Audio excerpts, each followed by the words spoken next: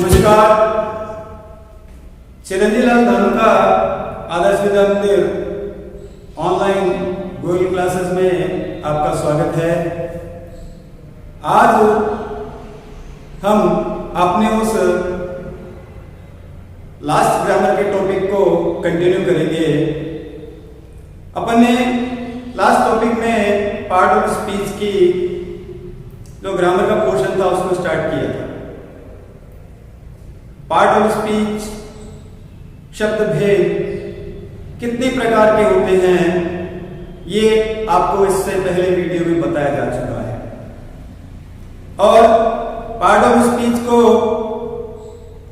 आप किस प्रकार उसके नामों को याद रख सकें इसका भी मैंने आपको एक छोटा सा ट्रिक दिया था, पापा आई सी वैन।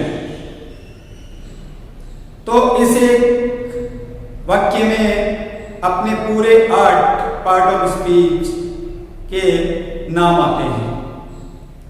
नाउन के बारे में अपन उसमें पढ़ चुके थे। आज अपन देखेंगे प्रोनाउन यानी सर्वनाम। सर्वनाम की डेफिनेशन आपको इससे पूर्व वीडियो में बता दी गई है, लेकिन फिर भी अपन इसको आज फिर रिपीट कर लेते हैं ताकि अपने को मेमोराइज हो जाए। तो pronoun is a word that used in the place of a noun. सर्वनाम वह शब्द है जो संज्ञा के स्थान पर काम होता है। तो there are 7 types of pronoun in our this topic, and now we will open it one by one. The first is the personal pronoun. Personal pronoun को हिंदी में पुरुषवाचक सर्वनाम कहते हैं। जैसे अपने को इसके नाम से ही पता चलता है, पर्सनल यानी व्यक्तिगत। ये प्रोनाउन हमें व्यक्तियों के नाम को, उनकी आइडेंटिटी को बार बार में नहीं बताना पड़े, इसलिए अपन प्रोनाउन काम में लेते हैं। तो जो प्रोनाउन का सबसे पहला पार्ट है पर्सनल प्रोनाउन, इसके अंतर्गत अपन इन शब्दों को संज्ञा के स्थान पर रखते हैं। ही, सी, इट, वी, यू और दे।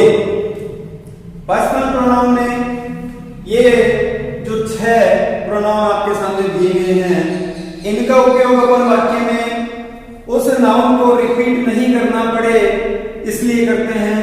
इसका एक एग्जांपल देखते हैं। आपको देखिए कि he is a teacher means he is a pronoun word. हमें इस पर यहां पर उनका नाम नहीं लिखना पड़ा कि Ramesh is a teacher, Ganesh is a teacher. तो इनकी जगह अपन ने जो वर्ड काम में लिया प्रोनाउन वह ही है। सी इज ए स्टूडेंट, वह एक विद्यार्थी है। सेम कंडीशंस हैं, अपने को नेम रिपीट नहीं करना पड़े इसलिए अपन यहां पर इन प्रोनाउन का यूज करते हैं। The second type of pronoun is reflexive pronoun. Reflexive pronoun Hindi में से बोलते हैं निजवाचक सर्वनाम, यानी अपने आप ऑटोमेटिकली नहीं, by the name, by the person जो वर्क किया जाता है उसे अपन इन सारे रिफ्लेक्सिव प्रोनाउन के अंतर्गत इंडिकेट करते हैं।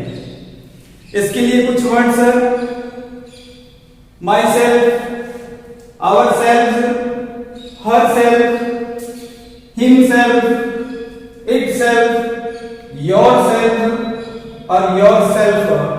ये वर्ड अपन इस रिफ्लेक्सिव प्रोनाउन के अंतर्गत सेंटेंस में यूज करते हैं। एग्जांपल्स कि he hurt himself, तो he is a personal pronoun and himself is a reflexive pronoun। Reflexive pronoun himself यहां पर इसलिए है कि यहां इस वाक्य का जो सब्जेक्ट होता है वही वह वर्ब को डन करता है। ही हर्ट हिमसेल्फ, उसने अपने आप को ही चोट पहुंचा ली। आई वर्क माई सेल्फ, मैं मेरा काम स्वयं करता हूं। तो जैसा अपना सब्जेक्ट होता है उसी के अकॉर्डिंग अपन यहां पर रिफ्लेक्सिव प्रोनाउन काम में लेते हैं। अगर अपना सब्जेक्ट यहां पर माई होता तो अपन हिमसेल्फ नहीं बल्कि माई सेल्फ लिखते हैं। अगर यहां पर सी होता, सी हर्ट हिमसेल्फ, तो यहां पर अपन जो प्रोनाउन है जो काम में लेते वो ये काम में लेते, जैसे सी हर्ट, तो अपन यहां हिमसेल्फ नहीं लेते बल्कि हर सेल्फ प्रोनाउन काम में लेते। तो प्रत्येक जो रिफ्लेक्सिव प्रोनाउन दिया गया है वो अपने सब्जेक्ट के अकॉर्डिंग काम आता है। अपने सब्जेक्ट के अकॉर्डिंग काम आता है। माई है तो माई सेल्फ, सी है तो हर सेल्फ, ही है तो हिम सेल्फ। इस प्रकार से अपन इस रिफ्लेक्सिव प्रोनाउन को वाक्यों में उपयोग कर सकते हैं। The next is emphatic pronoun. Emphatic pronoun दृढ़ता सूचक, ये determinus सेंटेंस में दृढ़ता दिखाता है। डिफरेंस इस रिफ्लेक्सिव प्रोनाउन में और एम्फेटिक प्रोनाउन में, जो प्रोनाउंस के वर्ड्स हैं इनमें कोई डिफरेंस नहीं है, सेम वर्ड है। जैसे यहाँ माई सेल्फ था, माई सेल्फ है, अवर सेल्फ था, अवर सेल्फ है, हिम सेल्फ था, हर सेल्फ था, इट सेल्फ था। तो इनमें डिफरेंस क्या है, अपन इनको कैसे रिकॉग्नाइज करेंगे कि भाई ये रिफ्लेक्सिव प्रोनाउन का वर्ड है या एम्फेटिक प्रोनाउन का वर्ड है। तो इसके लिए एक छोटा सा ही एक डायरेक्शन है जिसको अपन देख सकते हैं। जब अंतर करते हैं अपन इनमें डिफरेंस जब फाइंड करते हैं, ढूंढते हैं, तो अपन पाते हैं कि इन प्रोनाउंस को यूज करने का जो प्लेस है सेंटेंस में, जो इनका स्थान है वो चेंज कर दिया जाता है। जब सेंटेंस में इन प्रोनाउन का स्थान चेंज कर देते हैं तो रिफ्लेक्सिव से वह एम्फेटिक बन जाता है। एम्फेटिक वाले को स्थान को चेंज कर देंगे तो वह रिफ्लेक्सिव बन जाएगा। डिसीजन ये है कि जब अपने को रिफ्लेक्सिव प्रोनाउन का सेंटेंस में पता करना हो, ये अपने तो एग्जाम में क्वेश्चन यही आने वाला है कि अपने को एक सेंटेंस देंगे और उसमें से पूछेंगे कौन सा नाउन है, कौन सा प्रोनाउन है, कौन सा एडजेक्टिव है, कौन सा है ना एडवर्ब है, तो अपने को रिकॉग्नाइज करना है। तो इन दोनों के डिफरेंस को रिकॉग्नाइज अपन कैसे करेंगे, इनके प्लेस को देख करके, इनके स्थान को देख करके। तो रिफ्लेक्सिव प्रोनाउन क्या होते हैं, वाक्य में ऑब्जेक्ट की जगह काम में आते हैं। वाक्य में ऑब्जेक्ट की जगह रिफ्लेक्सिव प्रोनाउंस यूज किए जाते हैं। एग्जांपल्स मैंने आपको अभी यहां बताए हैं, फिर से अपन देख लेंगे एक बार। ही हर्ट हिमसेल्फ, काम तो वही है लेकिन इस सेंटेंस में क्या है कि दृढ़ता नहीं दिखती है, उसने अपना काम स्वयं किया। सी हर्ट हरसेल्फ, जो प्रोनाउन का वर्ड है जिसे अपन रिफ्लेक्सिव बोल रहे हैं, ये अंत में आया है। और इसी का जो अगला भाग है एम्फेटिक। एम्फेटिक प्रोनाउन दृढ़ता सूचक, इसमें इस रिफ्लेक्सिव प्रोनाउन का स्थान चेंज हो जाएगा और यह सब्जेक्ट के तुरंत बाद आ जाएगा। यानी इन शब्दों को, इन रिफ्लेक्सिव प्रोनाउन को भी यदि अपन यहां पर यूज कर लें तो भी ये एम्फेटिक प्रोनाउन बन जाएंगे। कैसे कि ये सीधे सब्जेक्ट के बाद में ही काम में आ जाता है। आई माई सेल्फ वॉश क्लॉथ्स, मैं अपने आप कपड़े धोता हूं, मैं अपने आप कपड़े धोता हूं। जब रिफ्लेक्सिव प्रोनाउन वाले वर्ड्स सब्जेक्ट के तुरंत बाद आ जाए सेंटेंस में तो वो सारे शब्द हैं, वो सारे शब्द एम्फेटिक प्रोनाउन के रूप में परिवर्तित हो जाते हैं और ये वाक्य में दृढ़ता प्रदान करते हैं। The next is relative pronoun.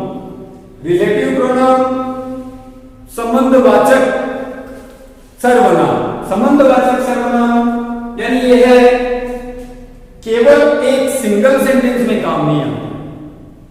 We can't use these pronouns in a single sentence. If we use in a single sentence, that convert into interrogative. But we are studying the relative pronouns. Relative pronouns who, which, that, whom, whose, where, when, ये सारे के सारे अपने यहाँ संबंधवाचक pronoun के रूप में काम में लिए जाते हैं. जैसे अभी अपने रिफ्लेक्सिव और एम्फेटिक प्रोनाउन काम में लिए, सेम कंडीशन वो की वो है यहाँ पर.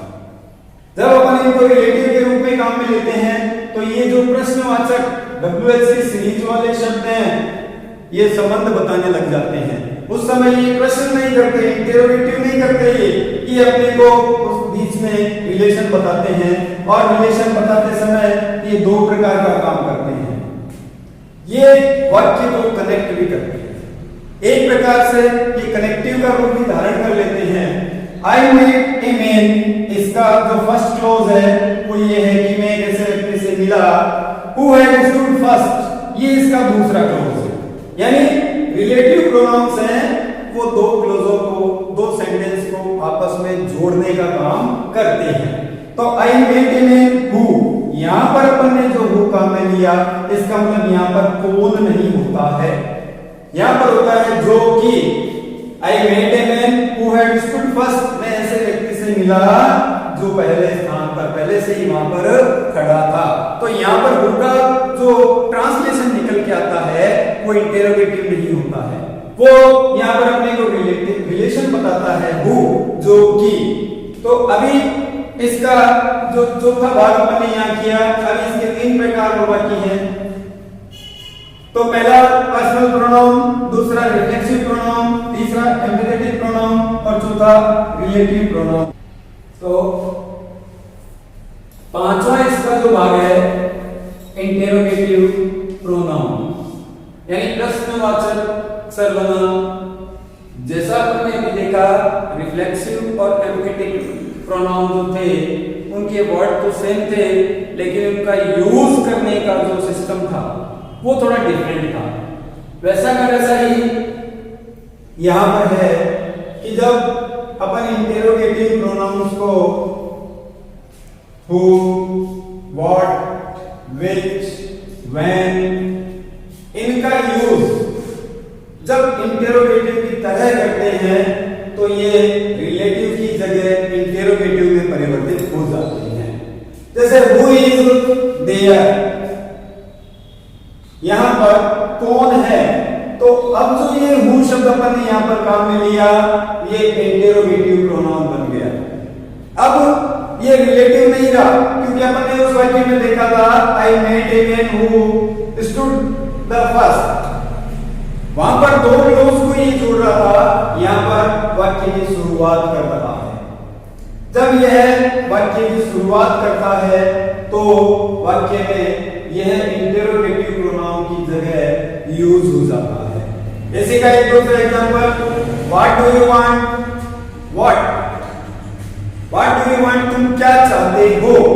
तो प्रश्नवाचक जब अपने इस सेंटेंस में से एक्सप्रेशन निकल के आता है तो ये जो यूज किए हुए प्रोनाउंस है ये अपने टाइप्स के अनुसार बिहेव करने लग जाते हैं. तो इंटरोगेटिव टाइप था इसका, इसलिए यह अब यहां पर एक इंटरोगेटिव प्रोनाउन बन गया.